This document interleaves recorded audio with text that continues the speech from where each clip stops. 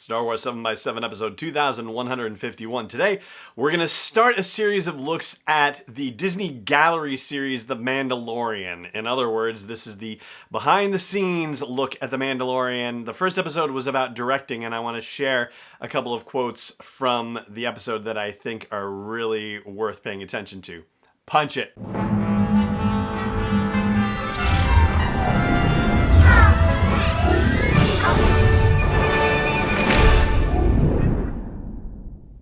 Hey Rebel Rouser, I'm Alan Voivod, and this is Star Wars 7x7, your daily dose of Star Wars joy, and thank you so much for joining me for it. So, it's probably coincidental that there are going to be 8 episodes of this Disney Gallery series featuring The Mandalorian, when there were, of course, 8 episodes in Season 1 of The Mandalorian, but yeah, just an odd situation, and we're going to be talking about all of them in turn, starting with this first episode, which is about directing, and it features all of the directors of the episodes from Season 1, so that would be Jon Favreau, Dave Filoni, Rick Famuyiwa, Deborah Chow, Bryce Dallas Howard, and Taika Waititi. And I'll share a couple of notes about everyone, but in particular, in this one, and as we go through this, I'm going to focus a little bit additionally on Dave Filoni, because he's not necessarily the show creator, right? That's Jon Favreau, but he is certainly integral to the production. He is an executive producer. He directed multiple episodes, and he is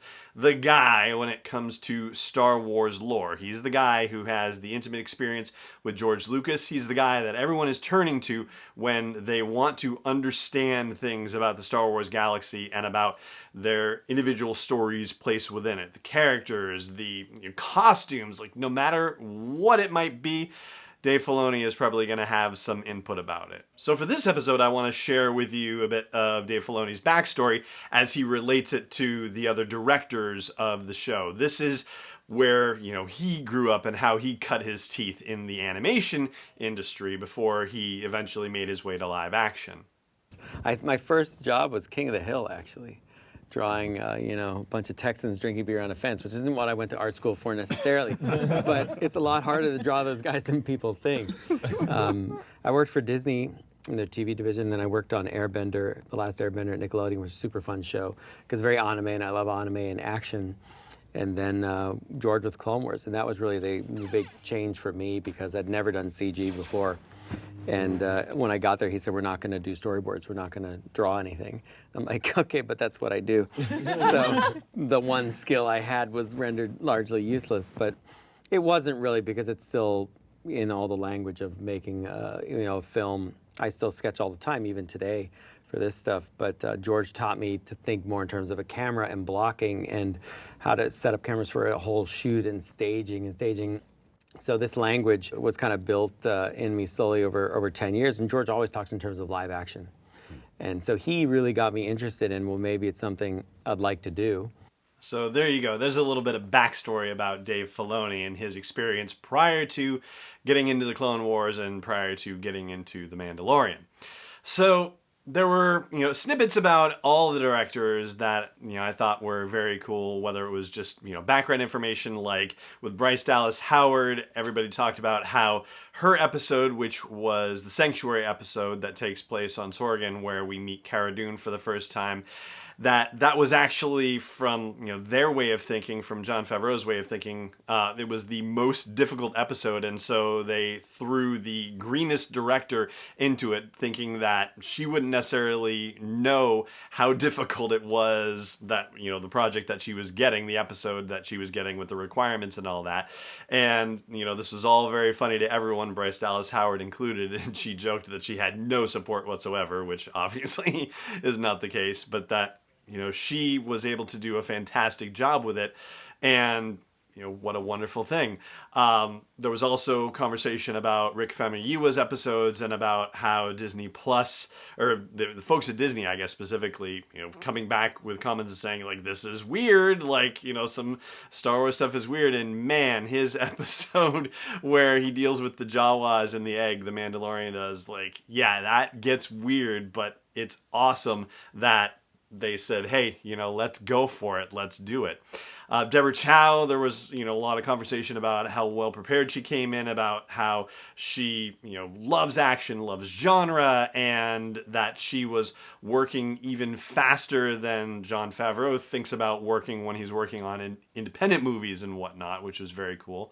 Jon Favreau actually said something very neat about how everybody on the team is creatively brave, and that was an expression that I personally really appreciated. And you have Taika Waititi, who was described in this as an action comedy director, and who talked about how the material isn't 100% serious all the time, but that it believes in itself. And he was grateful to have people like Favreau and Filoni there to keep him within the lane, so that way he wouldn't get too absurd, but was still able to have fun with the material. But ultimately, I think the thing that stuck with me most, aside from the creatively brave thing that Jon Favreau said, is Dave Filoni talking about the premise of the show and about the character of the Mandalorian, about how he is out for himself when we meet him. This is the character that we have, but that he ultimately, in encountering the child, becomes pulled between greed and being more selfless, which Filoni describes as being central to the human experience. And that, at its heart, is what The Mandalorian Season 1 is all about. And that right there is going to do it for our look at some tidbits and points of interest from that first Disney Gallery episode on The Mandalorian, episode 1, about directing the show and the series. And that's going to do it for our podcast here today as well. And because it happens to be the day that it happens to be, I'd like to end with a quick shout out to Brainstormer Lonnie, who is my wife and partner in all things in life and business. It is her birthday today, and I just want to say, Lonnie, I love you and happy birthday to you. All right, that's going to do it. Thank you so much for joining me for the show, as always, and may the curve be flattening for you wherever in the world you may be.